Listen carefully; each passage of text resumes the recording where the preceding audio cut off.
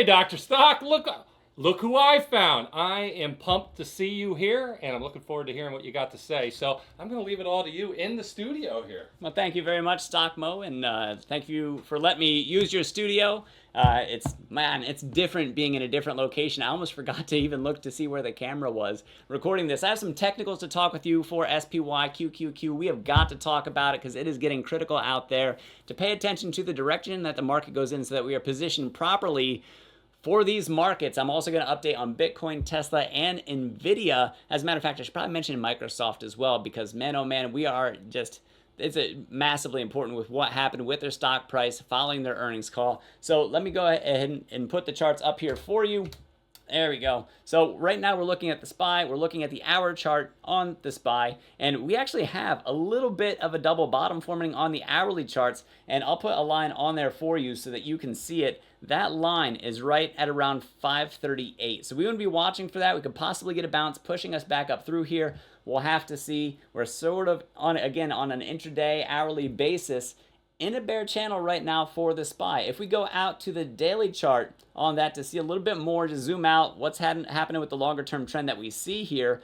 Let me zoom out on this. There we go. Today brought us right back down to the 50 EMA, which before was support for us, then resistance because we dropped down below. We were able to get back above, but now we're sitting back on it. That is absolutely huge and critical that we hold on to that, because if we break down through a second time, that can spell trouble for us, at least in terms of a bullish direction, and we got to start preparing ourselves for where the market go from here, because potentially it could head farther south, but we still need to see exactly what's going to go on. Remember, we have the Fed tomorrow. That could be part of the reason why we sold down as much as we did today, kind of worrying about what JPOT is going to have to say for us. Is the market going to like it? Well, here, sitting on the 50 EMA, that is the place to be if you're indecisive about where to go. I wouldn't be surprised if we were right around these levels tomorrow, especially leading up to him talking. We'll tell how worried the market is about it around that 2 o'clock to 2:30 hour. 2 o'clock we get the decision, 2:30 we get him speaking. It's still not expected to see any sort of rate cut happening in July, but it's pretty much guaranteed for September that it's going to take place. Let's go over to the Qs.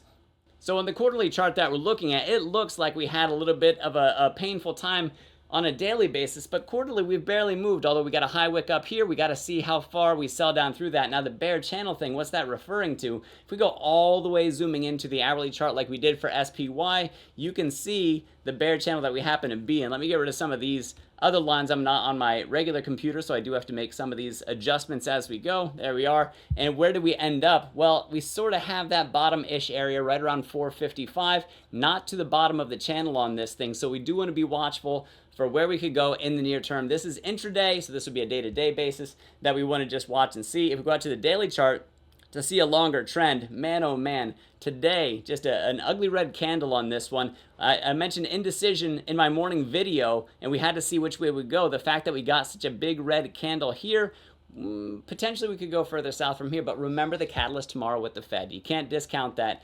Bitcoin pulling back to 66,000-ish. You can see that we found support right at about 65,000. We are staying in the bull channel right now. This is going to likely be influenced by the markets, what we see for the S&P, what we see for the NASDAQ 100. And if we go over to Tesla, I said in my morning video up here, at the price action that we had, it was near the 50% and the 61.8 Fibonacci retracement levels. We failed to keep a hold of that today, sold down through it. Now we're out of this bull channel that we had in the near term developing over the past several days. This trend line resistance, we almost got there, but got rejected anyway. Now we're selling down. If we stay down below here, we could be looking at the low 200s, 210 down to 205 for Tesla. Be on the lookout for that. If somehow we're able to crack back into that we get favorable news from the Fed, something that's going to inspire the interest rate sensitive, such as Tesla, to go bullish again, we could be right back in that bull channel, and we could see that momentum continue higher. In the meantime, though, the technicals are suggesting on the hourly chart that we could see a little bit more pain coming up in the near future.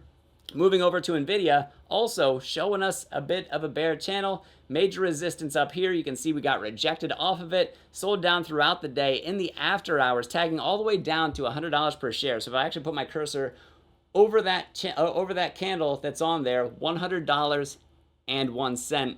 was that low price that we saw. Well, where is it sitting right now? It's actually sitting at about 106, which is the bottom side of 106. That is actually pretty major resistance right at around 106, which is where we bottomed out last time. AMD's earnings certainly helping them out because they actually had some pretty positive price action. So if we just roll up AMD real quickly just to see where that happens to go for us. AMD today, they closed at 138 in the after hours. They're up at 147. Microsoft helped them out a little bit too, I'm sure, talking about continued spend for AI infrastructure and really continuing to build out their AI products and services that they have. And so NVIDIA, Elon Musk told us during the Tesla earnings call that getting a hold of NVIDIA parts was something that you just couldn't do. It was way too difficult. Talked a lot about building more about their own supercomputer for that. Well, AMD is one of the companies that's next in line for such hardware, by the way. And so we can see that demand really come out, and this sell-off that we see leading up to their earnings really did help that out. So I mentioned Microsoft and their technicals, and I said that they were important, so I want to share those with you. We sold down in the after hours here, down to 395. What's so important about that? If you watched my morning video, I said that it was important that we kept the 200-day. The 200-day is this yellow line that you see coming up right through here. We are currently selling below that. Now, mind you, we're near enough. This could lead to a bounce sometime in the near future. If we can retake that 200-day, we can retest the bottom of the bullish channel that it's been in. So that could be another 5% up from the 200-day, which is about 400. It's actually about 402 at today's close. Tomorrow is going to be a little bit influenced on that, but not too much because it's over the past 200 days. So this is going to be very, very minimal impact that you see happening on that. So however, the thing that we want to pay attention to is the bottom of the channel, and are we able to retake that 200-day? So retaking the 200-day is something that's a very bullish thing. If we hit our heads on the 200-day, we can't retake it. That's something that we get rejected on, and we sell off further. And so that could be just more pain coming. Remember, Microsoft is an absolutely huge company, and it will have its own overall market impact too. So we have the rest of big tech to report besides NVIDIA coming up yet this week. So we still have to hear from Meta, we have to hear from Amazon, we have to hear from Apple, and like I said, we don't get to hear from NVIDIA. Not this week, of course. We don't get to hear from them until the 28th of August, I believe, is that day that we finally get to hear from NVIDIA. I'll click on the chart here, bring that up. It is Wednesday, the 28th of August in the after hours. So we'll see what happens with them. This could be a critical turning point, especially if we're able to get back over 106. For NVIDIA, we could be back to retesting the bottom side of this major resistance at 115 to 118. If we're able to climb above 115 to 118, that is a very bullish thing that sends us back up into 125-ish. All the way up to 130, we'll have to see. If we get rejected at 115 to 118, once again, we could either trade sideways or we could sell off further from there. And I will keep on saying, at least up until the earnings and we find out more, that seeing NVIDIA switch down to a 2-digit stock, so down below $100 per share, I think would set up some pretty incredible opportunities, especially around that $96 price tag. That would be incredible. And by the way, where is NVIDIA's 200-day support? It's all the way down at $80 per share. So that, to me, like, if there were some sort of massive pain to happen, which I don't anticipate at this point in time, I do just want to keep on saying that as these prices come down, especially for stocks that have been so successful, if they come down and hit these critical levels, such as a 200-day, that to me is a very, very good time to see a bounce take place. Even if it's not necessarily bottom, that's a time that's very critical. And you can even see some of the price action around that, where we hit that $80 mark, where we've actually found support and resistance before. So we have history on our side, and we also have a moving average on our side. But look at the plateau that we have right at around $95 to $96. That is the huge thing that we're looking for. So guys, let me bring this down. I feel like I'm already a master of the hardware here at the StockMo studio. Thanks again, StockMo, for letting me do this. I really do appreciate it. We're down to do a little bit of collaboration, talk a little bit shop, and hopefully have a little bit of fun during this time.